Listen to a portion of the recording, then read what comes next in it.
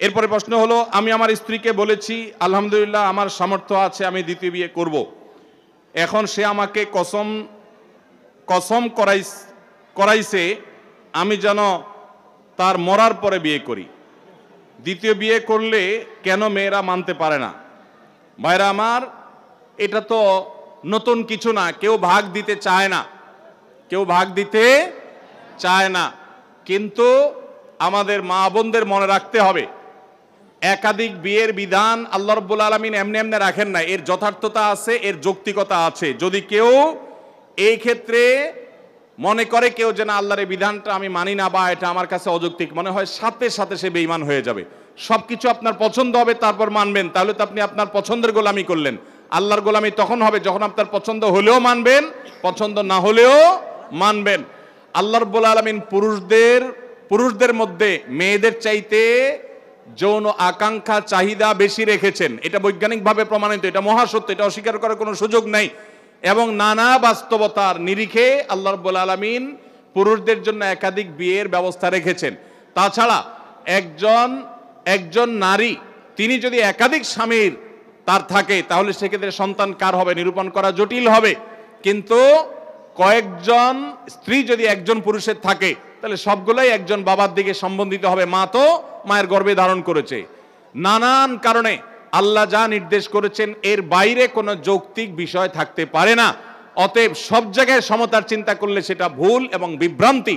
সব জায়গায় সমতা নয়, বরং কোনো ক্ষেত্রে কাউকে মেয়েদেরকে কোনো ক্ষেত্রে ইসলাম অনেক বেশি দিয়েছে। যেমন খরচ কিছুই করা লাগবে না, কিন্তু সবার সম্পদের ভাগ পাবে, মোহর পাবে, এই সুযোগ মেয়েদেরকে ইসলাম দিয়েছে। আর অনেক বিষয় আছে। যখন নারীদেরকে জীবন্ত কবরস্থ করা হতো জাহিলি যুগে, ইসলাম তখন মেয়েদেরকে এমন জায়গা নিয়ে গেছে, 3টা কন্যা সন্তান ভালো করে লালন পালন করলে ওই মা বাপ শুধু কন্যার সন্তান লালন পালন করার কারণে জান্নাতের গ্যারান্টি পাবেন। তাহলে মেয়েদের মর্যাদা ইসলাম দিয়েছে না দেয় নাই? অতএব আমাদের মা বোনরা তারা এই কঠিন বিষয়টিতেও, একটা হলো তিনি ব্যক্তিগতভাবে পছন্দ করেন না, তার সতী নাশুক, সেটা ভিন্ন বসা, কিন্তু আল্লাহর বিধানের প্রতি তার যদি সন্দেহ থাকে, সংশয় থাকে বা ঘৃণা থাকে তাহলে সাথে সাথে ঈমান চলে যাবে।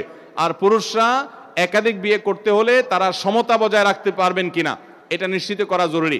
যদি সমতা বজায় রাখতে পারেন তখন তার জন্য সেটা জায়েজ আছে। আল্লাহ আমাদেরকে বোঝার তৌফিক দান করুন। ইমাম সাহেব যদি হারামখোর হয় তাহলে ওই ইমাম সাহেবের পিছনে নামাজ আদায় করলে নামাজ আদায় হবে কিনা? ইমাম সাহেব নিজে যদি হারাম খান এবং প্রকাশ্যে সেটা জানে সবাই, অনেক ইমাম সাহেব আছে আল্লাহ মাফ করুক অনেক এলাকায় সুদের কারবারে জড়িত, অনেক ইমাম সাহেব আছে ঘুষের কারবারে জড়িত। অনেক সময় দেখা যায় যে বিভিন্ন লোভনীয় মসজিদগুলো যেগুলোতে বিশেষ কোনো সুযোগ সুবিধা আছে, যেমন সরকারি মসজিদে যে মডেল মসজিদ বলেন অথবা গুরুত্বপূর্ণ কোনো মসজিদ, অনেক সময় দেখা যায় যে এই মসজিদগুলোতে চাকরির জন্য ঘুষ লেনদেন করে অনেকে। তো যে ইমাম ঘুষ দিয়ে চাকরি নেয় সে কিসের আলেম? অতএব এরকম ইমামকে নিযুক্ত করা কর্তৃপক্ষের জন্য জায়েজ নাই। যে হারাম হালাল বাজ বিচার করতে পারে না সে ফাসিক, তাকে নিয়োগ দেওয়া জায়েজ নাই। যদি ইমাম এরকম ফাসিকি কাজের সাথে জড়িত থাকেন এবং এটা ওপেন সিক্রেট হয়, কর্তৃপক্ষের কর্তব্য সেই ইমামকে বিদায় দেওয়া। আর যদি ব্যাপারটা এরকম হয় যে কর্তৃপক্ষ নিজেই এই অপরাধে আক্রান্ত বা তারা আমলে নেয় না, তাহলে সেক্ষেত্রে আপনি মুসল্লি হিসাবে নামাজ পড়লে আপনার নামাজ হয়ে যাবে, তার পিছনে নামাজ পড়লে নামাজ হয়ে যাবে। আশেপাশে ভালো ইমাম থাকলে তাদের পিছনে পড়বেন, আর না হলে ওই ইমামের পিছনে নামাজ পড়লেও আপনার গুনাহ হবে না, আপনার নামাজ হয়ে যাবে।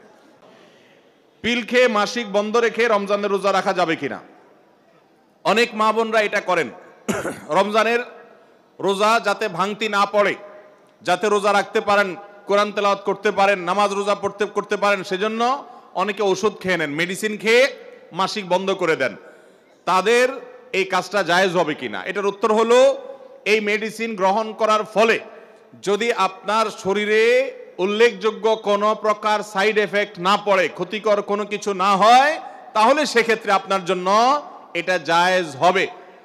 কিন্তু যদি আপনার শরীরে কোনো ক্ষতি হবে এরকম মনে হয় ওষুধটা সেবন করার মাধ্যমে, তাহলে নিজের ক্ষতি নিজে করবেন, এরকম কাজ করা জায়েজ নেই। আল্লাহ বলেছেন ওয়ালা তুলকু বিআইদিকুম ইলা তাহলুকা, তোমরা নিজেদেরকে ধ্বংসের দিকে ঠেলে দিও না।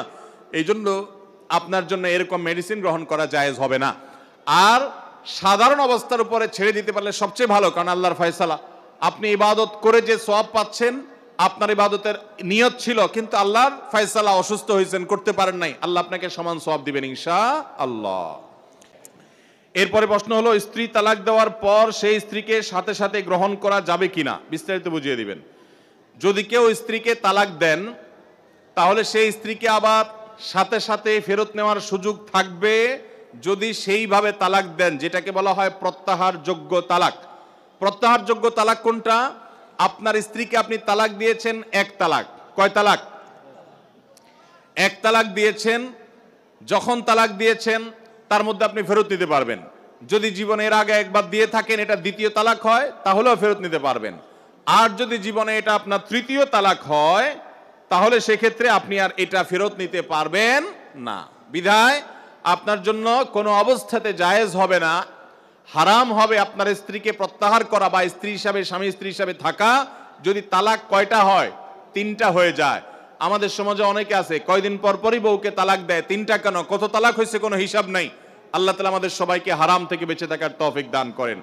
ভাইরা আমার, যারা বিবাহ করেছেন আর আমার যুবক ভাইয়েরা যারা বিবাহ করবেন, করজোড় করে মিনতি করি আপনাদের কাছে, আল্লাহর ওয়াস্তে কখনো হুটহাট করে তালাক দিলাম স্ত্রীকে এরকম কথা বলবেন না। এরকম কথা বলবেন না। তালাকটা খুব ভয়াবহ একটা বিষয় ভাই। সালাতুন জিদ্দুহুন্না জিদ্দুন ওয়া হাজলুহুন্না জিদ্দুন, তিনটা বিষয় আছে। সিরিয়াসলি করলে যা হবে, হাসতে হাসতে দুষ্টামি করে করলেও তাই হয়ে যাবে। অনেক ভাইরা আছেন যারা বলে আমি আমার স্ত্রীকে তালাক দিয়েছি ভয় দেখানোর জন্য। ভয় দেখানোর জন্য যদি আপনাকে একটা ছুরি নিয়ে আমার বুকে জোরে আঘাত করে ঢুকায় দেন ভিতরে, ভয় দেখানোর জন্য করছেন, আপনি মারার উদ্দেশ্যে করেন নাই। মারা যাব কি যাব না আমি? কি বলেন? আপনি কারোর পেটে যদি ছুরি ঢুকায় দেন, কারোর বুকে যদি ছুরি ঢুকায় দেন, লোকটা তাকে মারার উদ্দেশ্যে দেন নাই, আপনি ভয় দেখানোর উদ্দেশ্যে দিয়েছেন, কিন্তু জায়গা মতো লেগে গেছে, লোকটা মারা যাবে কি যাবে না? তালাক এরকম। খবরদার, বউয়ের সাথে চুন থেকে নুন খসলে তালাকের কথা বলবেন না। এগুলা ছোট লোকই, এগুলা করবেন না। অনেক মহিলারাও আছে এখন, আজকাল অবশ্য পুরুষদের চাইতে মহিলারা তালাক আরো বেশি দেয়। কথায় কথায় কথায় কথায় গাট্টি গোল করে বাপের বাড়িতে দৌড়। আল্লাহ আমাদের মা বোনদেরকে হেদায়েত দান করুন। দাম্পত্য জীবনে সুখী হওয়ার জন্য সবর করতে হবে। কত মহিলা আছে স্বামীকে বলে যে তোমার সংসারে এসে আমার জীবনটা তেনা তেনা হয়ে গেছে। এই তেনা তেনা হওয়ার কারণে উনি খেতা খেতা হওয়ার জন্য চলে যায় আর একটু ভালো জায়গায়, এরপরে যায় দেখে যে আগের তেনাই বরং ভালো ছিল। আল্লাহ তাআলা আমাদেরকে ধৈর্য ধারণ করার তৌফিক দান করুক। বাংলাদেশে দাম্পত্য জীবনে মানুষ বেশিরভাগই সুখী নই আমরা। দাম্পত্য জীবন আমাদের খুব খারাপ যাচ্ছে, দাম্পত্য সম্পর্কগুলো ঠুনকো হয়ে যাচ্ছে, ভয়াবহ অবস্থা। এজন্য স্বামী এবং স্ত্রী উভয়কে সবর এবং শুকরের চর্চা করতে হবে, ধৈর্য এবং কৃতজ্ঞতা। আল্লাহ আমার স্ত্রীর মধ্যে যা দিয়েছে, অনেক স্ত্রী সেটা নাই। আমার স্বামীকে আল্লাহ যা দিয়েছেন অনেক স্বামীর কাছে সেটা নাই। এটা বিশ্বাস রাখতে হবে মনে প্রাণে, এবং সবর করতে হবে যে আমি যে কষ্টে আছি এর চাইতে কষ্টে আরো অনেকে আছেন, অতএব সবর করব। সবর এবং শুকর ছাড়া কখনো দাম্পত্য জীবনে সুখী হতে পারে না মানুষ। আমরা সবাই সে চেষ্টা করবো তো ইনশাআল্লাহ। আল্লাহ আমাদের তৌফিক দান করুন। এরপরে প্রশ্ন হলো, প্রাপ্তবয়স্ক ছেলে মেয়ে যদি নিজেরা বিবাহ করে বাবা মা আপত্তি করতে পারবে কিনা? প্রাপ্তবয়স্ক ছেলে মেয়ে তারা যদি নিজেরা বিবাহ বন্ধনে আবদ্ধ হয়, তাহলে সেক্ষেত্রে সেই বিবাহটা যদি এমন কোনো ক্ষেত্রে হয় যেটি আপত্তিকর জায়গা, অর্থাৎ বাবা মার যে ফ্যামিলিগত যে সামঞ্জস্যতা আছে তার সাথে যায় না। ধরুন একটা ছেলে সে বিয়ে করেছে বা একটা মেয়ে কারোর সঙ্গে বিবাহ বন্ধনে আবদ্ধ হয়েছে, এমন একটা ফ্যামিলিতে গিয়ে যেই ফ্যামিলি আর এই ফ্যামিলির স্ট্যাটাস একরকম না, সামাজিকভাবে বিস্তর ফারাক, তাহলে সেক্ষেত্রে বাবা মা অভিভাবকরা সেই বিবাহে আপত্তি করার অধিকার তাদের আছে। আর হানাফি মাযহাব ছাড়া অন্য কোন কোন মাযহাবের ওলামাদের মত, সৌদি আরবের ওলামাদের মত হলো যে মেয়েরা প্রাপ্তবয়স্ক হলেও বাবা বা অভিভাবকের অনুমতি ছাড়া বিয়ে দিলে সে বিয়ে বসলে সে বিয়ে বাতিল হবে। আমাদের আয়েশা রাদিয়াল্লাহু আনহা থেকে বর্ণিত প্রসিদ্ধ হাদিস হলো তাদের এই মতের সপক্ষের ওলামাদের দলিল। এর বিপরীতে হানাফি মাযহাবের ওলামাদের মতে এটি জায়েজ আছে। তো যদিও জায়েজ হয়, যদি সেটা কুফুর খেলাফ হয়, অর্থাৎ অসামঞ্জস্য জায়গায় হয়, বাবা মা সেই বিবাহে আপত্তি করার রাইট বা অধিকার তাদেরকে দেওয়া হয়েছে। ইসলামী শরিয়ার আলোকে আদালতের মাধ্যমে সে বিবাহ ভাঙার উদ্যোগ নিতে পারে বাবা মা। সেটা না থাকলে তারা এই বিবাহে আপত্তি তুলে এটার ভাঙার উদ্যোগ তাদের নেওয়ার রাইট থাকে, যদি সেটা ওই যে অসামঞ্জস্যপূর্ণ জায়গায়, আকাশ পাতাল এরকম ব্যবধান জায়গায় তারা এরকম কোনো সম্বন্ধ করে, তাহলে বাবা মার সেখানে আপত্তি করার রাইট থাকে। ছোট বাচ্চা থাকাকালীন যদি আবার বাচ্চা পেটে আসে, তাহলে কি বাচ্চা নষ্ট করা যাবে? বাচ্চা নষ্ট করা যাবে না ভাই, এটা খুব জঘন্য অপরাধ। গর্ভস্থ সন্তান নষ্ট করা জাহেলি যুগের মানুষের দুঃস্বভাব, এটা যাবে না, এটা খুব হারাম, বড় ধরনের কবিরা গুনাহ। বাচ্চা আপনার যদি এরকম হয় যে একটা বাচ্চা আছে, আরেকটা বাচ্চা আল্লাহ তাআলা গর্ভে মাতৃগর্ভে দিয়েছেন, অসতর্কতা বশত বা যেভাবে হোক আপনার হয়তো এখন বাচ্চা হলে সমস্যা হতো, তাও আল্লাহর ফয়সালা হয়ে গেছে, তাহলে আপনি এই অজুহাতে যে বাচ্চা আরেকটা আছে একটু কষ্ট হবে, এই ঠুনকো অজুহাতে আপনি গর্ভস্থ ভ্রূণ হত্যা করতে পারবেন না, সেটা আপনার জন্য জায়েজ হবে না। যদি এমন হয় যে এই গর্ভস্থ ভ্রূণ নষ্ট না করা হলে মায়ের জীবন রিস্কের মধ্যে পড়তে পারে, এবং সে রিস্কটা ঠুনকো না, বরং বিশেষজ্ঞ ডাক্তারদের প্রায় সবাই একমত যেটা বড় ধরনের রিস্ক আছে মায়ের জীবনে, এরকম যদি হয় তাহলে সেক্ষেত্রে সেটা নষ্ট করতে পারবেন, তাও হার্টবিট আসার আগে আপনার মায়ের জীবন রক্ষার প্রয়োজনে সেটা করা যেতে পারে।